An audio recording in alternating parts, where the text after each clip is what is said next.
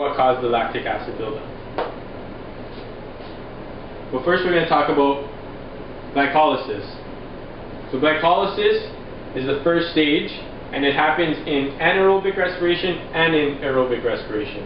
So glycolysis always happens, and glycolysis actually occurs in the cytoplasm, so not inside the mitochondria.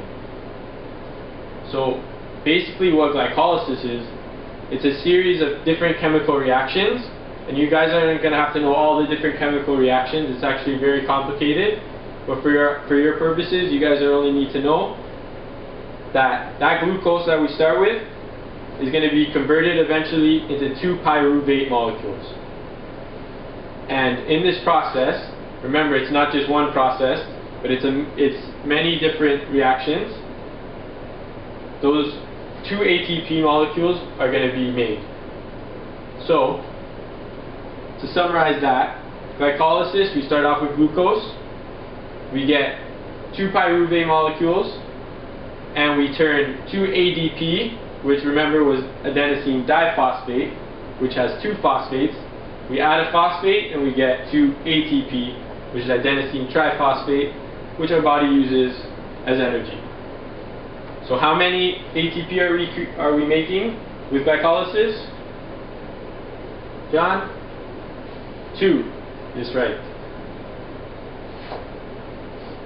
So from glycolysis, the next stage is going to be dependent on whether there's oxygen or there's not oxygen present. So the first thing we're going to look at is when there is oxygen present. And that's what we call oxidative respiration, or the Krebs cycle. So after glycolysis, what are we making after glycolysis? What do we have? Vanessa? Pyruvate? Pyruvate, exactly. So these 2 pyruvate now are going to go on and move on to the mitochondrion, which is the powerhouse of the cell, and this is where more ATP are going to be made. So again, it's a series of reactions that occurs, and eventually these pyruvate are converted into carbon dioxide and water, and in that process 34 ATP molecules are made. So where does this oxygen come from? Does anyone know where the oxygen comes from? When we breathe. When we breathe, exactly. So it comes from the air. Exactly, it comes from the air and it goes into our muscles. So in the case where we're holding our breath, do you think aerobic respiration is going to happen? No. No, it's not, exactly. We would be relying on our anaerobic system to do all our functions, and that only produces how many ATP? 2. 2. So this oxidative respiration is very important. It produces 34 ATP molecules, which is obviously a lot more than 2, so we rely on this process a lot more than the other one. So again, like I said, it's important to note that this 34 ATP does not all get created at one time. And if all this energy was released from that one glucose at one time, our cells would probably explode or they'd heat up. So that's why there's many different reactions that occur that slowly break down the glucose and release energy slowly into ATP that we can use.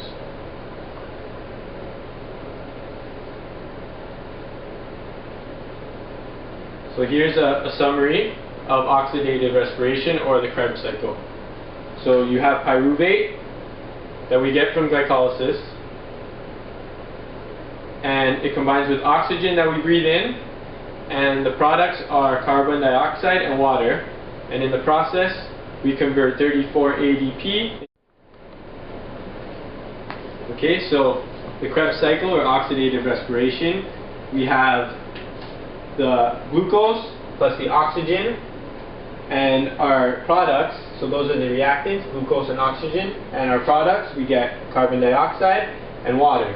And in the process, like we were talking about, this 34 ADP is getting converted to 34 ATP, which is the source of energy that our bodies can use. So, someone give me the answer to this question. During this process, Are all these ATP all made at once? John? No, you're right. They're not made at once. And why is that? Because that would be too big of a burst of energy and our cells wouldn't survive. So that's why there's a series of reactions that breaks down the glucose, and eventually the 34 ATP are made.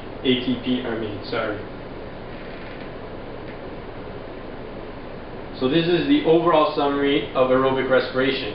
So aerobic respiration starts off with glycolysis, which makes how many ATP? 2 exactly. And then the second part is the Krebs cycle, or oxidative respiration, which makes how many ATP? 34. That's right. So in total we have 36, exactly. So again, glucose that we get from our diet, oxygen we get from the air that we breathe in, and our products are carbon dioxide, which we breathe out, right? You know that when we breathe out, a lot of what we exhale is carbon dioxide, and water, which is in our body. Our body's made up of like 90% water. And then we have the chemical formula on the bottom, which is the same thing as the top, just the chemical formula. So now we're going to go into anaerobic respiration. So once again, we said it always starts off with glycolysis. So after glycolysis, anaerobic respiration will happen if what? What's the determining factor that will make anaerobic respiration happen? There's no oxygen? Sorry, what was that? No oxygen? No oxygen. That's exactly right. So when oxygen is not present, those 2-pyruvate that we get from glycolysis are gonna be converted into lactic acid or ethanol. And ethanol is what happens in yeast cells. In our muscle cells, it gets converted into lactic acid. So there's 2 different types of anaerobic respiration that you're going to know, or fermentation, which means the same thing. So no ATP are made when the 2-pyruvate are converted into lactic acid. So how many total ATP are we making with anaerobic respiration?